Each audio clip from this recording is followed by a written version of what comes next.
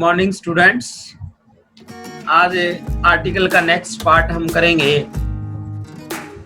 Next part में first part में आपको कुछ नाउन्स बताए थे जिनको याद करने का फॉर्मूला बताया था। उन नाउन्स से पहले हम आर्टिकल दा का यूज करते हैं और उसी श्रेणी में आगे हम दा के कुछ यूजेज और हैं जो जिसके बारे में आज हम इस वीडियो में आपको बताएंगे। तो चलिए शुरू करते हैं। रूल नंबर सेकंड जो है वो है जब किसी कॉमन नाउन के बाद WH शब्द का प्रयोग मिलता है। WH में सारे आ जाते हैं, आपको पता भी है, जैसे when, why, who, whose, whom, ये सारे WH वर्ड कहलाते हैं। तो यदि किसी कॉमन नाउन के बाद WH शब्द का प्रयोग मिलता है तो प्रायः उस कॉमन नाउन से पहले दा का प्रयोग होता है। तो ये आप पहचान के तौर पे इसको याद रख सकते हो। एग्जाम्पल में देखिए, He is dash the boy whom you know very well। तो यहाँ पर हमें कॉमन नाउन है हमारा बॉय शब्द, कॉमन नाउन के साथ WH वर्ड ये पेयर मिला हुआ है, तो इसका मतलब इससे पहले हम दा का यूज करेंगे। इसी तरह से it is dash pen which I have been looking for 2 hours।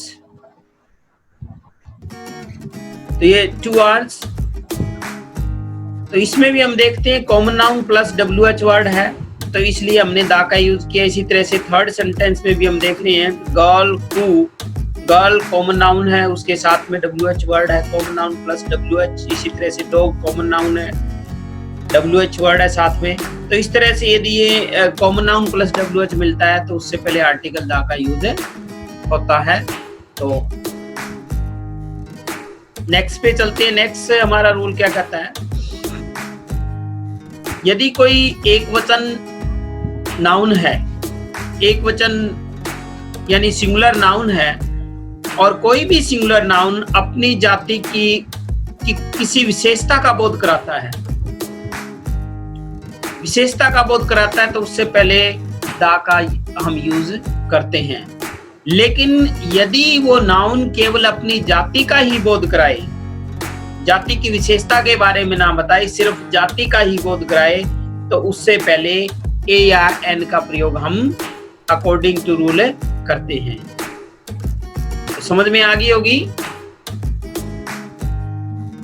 तो एग्जाम्पल देखिए, एग्जाम्पल से स्पष्ट हो जाएगा। फर्स्ट है, मान देखिए, dash dog is a faithful animal. अब ये कोई एक, ये नहीं है कि एक डॉग की कोई विशेषता है, कोई भी डॉग है, हर एक डॉग को क्या माना जाता है, हम कुत्ते को क्या है, एक फेथफुल एनिमल मानते हैं हम। तो ये क्या है, विशेषता बताई गई है, ये विशेषता है फेथफुल, तो इसलिए हमने इससे पहले क्या यूज किया है, दा यूज किया है। इसी तरह से dash fox is a cunning animal. Fox को हम क्या मानते हैं, एक चालाक जानवर मानते हैं। अब ये तो नहीं है कि पर्टिकुलर किसी एक फॉक्स को मानते हैं, यानी एवरी फॉक्स कोई भी है उसको एक चालाक जानवर के रूप में, तो ये फॉक्स की विशेषता है, इसीलिए इससे पहले हमने दा का यूज किया है। नेक्स्ट है dash fox is an animal. अब इसके अंदर यदि हम देखते हैं तो फॉक्स की कोई विशेषता नहीं बताई गई है, सिर्फ उसकी जाति का बोध हो रहा है कि फॉक्स क्या है, एक एनिमल है। तो इसलिए यहाँ पर हम दा का यूज ही नहीं करेंगे, अकॉर्डिंग टू यहाँ पर हम ए का यूज करेंगे, क्योंकि स्वर ध्वनि नहीं आ रही है, तो इसलिए ए का यूज करेंगे। नेक्स्ट है आपका dash lion is the king of all animals. अब लायन क्या होता है, सभी जानवरों का राजा माना जाता है, ये उसकी एक विशेषता है कि लायन सभी उनका जानवरों का राजा है, तो इसीलिए हमने इसी का द यूज किया है। Dash sparrow is a bird. अब स्पैरो की सिर्फ हमें जाति का बोध हुआ है कि स्पैरो क्या है, बर्ड होता है एक, तो इसलिए हमने यहाँ पे दा का यूज नहीं किया, क्योंकि स्पैरो की कोई विशेषता नहीं बताई गई है, तो यहाँ पर हमने ए का यूज किया है। लेकिन हर इस रूल का एक्सेप्शन भी है, अपवाद भी है इस रूल का। अपवाद क्या है, मैन और वुमन चाहे ये अपनी जाति, संपूर्ण जाति की किसी विशेषता का भी बोध कराते हैं, तो भी इनसे पहले कोई आर्टिकल हम यूज नहीं करते। तो ये दो का आपको विशेष ध्यान करना है, अक्सर एग्जाम में भी आ जाता है। सिंगुलर नाउन है, अपनी जाति का भी बोध कराते हैं, लेकिन क्योंकि ह्यूमन बीइंग को हम ज्यादा सुपीरियर समझते हैं सभी जानवरों से, इसीलिए इससे पहले हम कोई आर्टिकल का यूज नहीं करते। तो एग्जाम्पल इसके देख लीजिए, डैश मैन इज मॉर्टल। अब ये हर मनुष्य के लिए है मॉर्टल। मॉर्टल क्या विशेषता को दर्शा रहा है कि मनुष्य क्या है, नाशवान है। कि कोई भी मनुष्य है वो उसका नाश होना जरूरी है, वो मतलब मरना उसका तय है, लेकिन फिर भी हम यहाँ पे कोई आर्टिकल यूज नहीं कर रहे हैं, क्रॉस का निशान देंगे। इसी तरह से woman is more affectionate than man. तो ये एक विशेषता बताई गई है औरत की, अफेक्शनेट की औरत है वो आदमी से ज्यादा स्नेहशील होती है, मनुष्य से ज्यादा स्नेहशील होती है। ये विशेषता है हर औरत की, लेकिन फिर भी हमने यहाँ पे कोई आर्टिकल यूज नहीं किया है, क्रॉस का निशान दिए हैं। और इसी तरह से woman is the backbone of a man. ये भी एक मानते हैं कि औरत है वो आदमी की रीढ़ की हड्डी होती है, हर औरत होती है, लेकिन यहाँ पर भी विशेष, क्योंकि ये ह्यूमन बीइंग के लिए है, मैन और वुमन है, इसलिए हमने इससे पहले कोई आर्टिकल यूज नहीं किया। नेक्स्ट जो रूल है हमारा, जब कोई शब्द किसी वर्ग या जाति विशेष के लोगों को दर्शाता है, if a noun refers to a particular group of people, then we use article the before that noun. यदि वो किसी जाति या विशेष समूह को दर्शाता है कोई भी नाउन, तो उससे पहले हम दा का प्रयोग करते हैं। और ऐसे नाउन के बाद में वर्ब अक्सर आपको प्लूरल मिलती है, ये थोड़ा पहचान के तौर पे आप रख सकते हो। वर्ब प्लूरल होगी, यदि किसी सिंगुलर नाउन के बाद वर्ब प्लूरल आ रही है तो इसका मतलब वो किसी जाति या समूह को प्रतिनिधित्व कर रहा है उसका, इसलिए उससे पहले दा का यूज होगा। अब देखिए फर्स्ट एग्जाम्पल में, dash English are very active.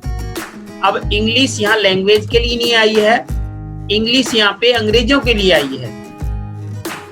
तो एक इंग्लिश जो नाउन है वो अंग्रेजों का प्रतिनिधित्व कर रहा है यहाँ पे, इसीलिए हमने यहाँ पे वर्ब भी देख रहे हैं हम, प्लूरल है, इज नहीं आया यहाँ पे। यदि लैंग्वेज के लिए आता तो इज आता है यहाँ पे, तो आर आया है तो इसका मतलब हमने दा का यूज किया यहाँ पे। इसी तरह से सेकंड में, rich often look down upon the poor.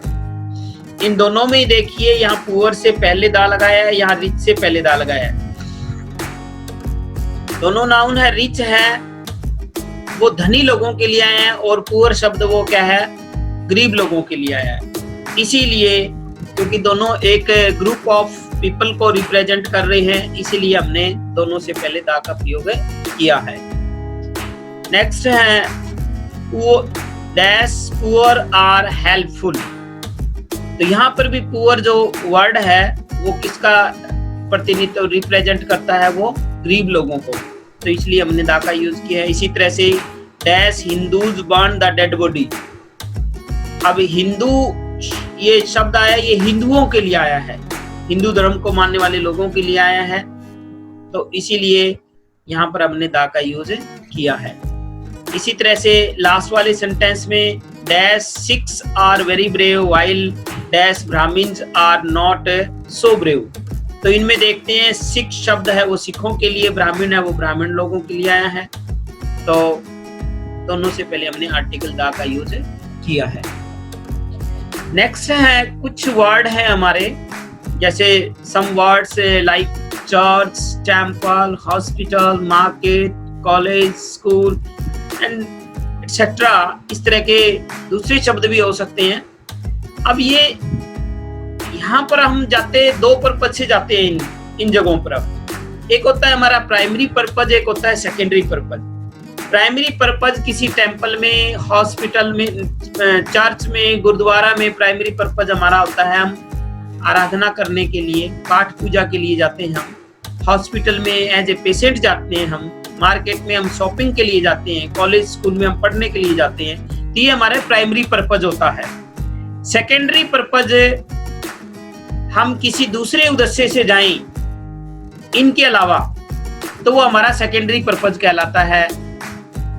जैसे हम हॉस्पिटल में किसी से मिलने के लिए जा रहे हैं तो हमारा प्राइमरी पर्पज से नहीं जा रहे, सेकेंडरी पर्पज से जा रहे हैं। मार्केट में हम किसी के साथ वैसे ही जा रहे हैं तो इसका मतलब वहां पर हम शॉपिंग करने के पर्पज से नहीं जा रहे। कॉलेज स्कूल में हम किसी फ्रेंड से मिलने जा रहे हैं या टीचर से मिलने के लिए जा रहे हैं तो हमारा सेकेंडरी पर्पज बन जाता है। तो इसमें ध्यान क्या रखना है कि यदि रेफरेंस से हमें ये पता लगता है कि वाकई में प्राइमरी पर्पज के लिए इन शब्दों का यूज हुआ है तो इनसे पहले कोई आर्टिकल नहीं आएगा, क्रॉस का निशान लगाना हमें। और यदि हमें रेफरेंस से पता लगता है कि इन आर्टिकल नहीं, इन नाउन्स का प्रयोग सेकेंडरी पर्पज के लिए हुआ है तो इनसे पहले आर्टिकल दा का यूज होगा। चलिए एग्जाम्पल देख लेते हैं। जैसे अब फर्स्ट है dash he went to dash hospital to meet his friend. तो यहाँ पे हम देख रहे हैं कि वो जो जाने वाला है वो हॉस्पिटल में अपने मित्र से मिलने के लिए गया है, न कि एज ए पेशेंट। तो इसलिए यहाँ पर हमने दा का यूज किया क्योंकि ये उसका सेकेंडरी पर्पज हो गया है। You are seriously ill, you should go to dash hospital. इस सेंटेंस में हमें पता लगता है कि प्राइमरी पर्पज है हॉस्पिटल में जाने के, एज ए पेशेंट हॉस्पिटल में जा रहे हैं तो इसलिए हमने इसके अंदर क्रॉस का निशान लगाया है, कोई आर्टिकल नहीं लगाया। इसी तरह से he often goes to dash school in time. तो यहाँ हमें पता लगता है कि स्कूल में टाइम पर जाना, तो इसका मतलब शिक्षा ग्रहण करने के लिए प्राइमरी पर्पज के लिए, तो इसीलिए हमने यहाँ पे क्रॉस का निशान लगाया है। नेक्स्ट है I went to dash school to know about my daughter's performance in study. तो यहाँ हमें पता लग रहा है सेकेंडरी पर्पज के लिए मैं जा रहा हूँ अपनी डॉटर की परफॉर्मेंस का पता करने के लिए स्कूल में, तो इसीलिए यहाँ पर हमने क्या है आर्टिकल दा का यूज किया है। इसी तरह से नेक्स्ट में she goes to dash temple to worship God. तो यहाँ पे हमारा प्राइमरी पर्पज आ रहा है, टेम्पल में हम वर्शिप करने के लिए जाते हैं, आराधना करने के लिए जाते हैं, तो इसलिए यहाँ पर हमने क्या है क्रॉस का निशान लगाया है। तो इस तरह से आगे के भी हमारे नियम अभी बाकी हैं और जो शेष नियम है हम अपनी नेक्स्ट वीडियो में लेकर आएंगे। Thank you, have a nice day.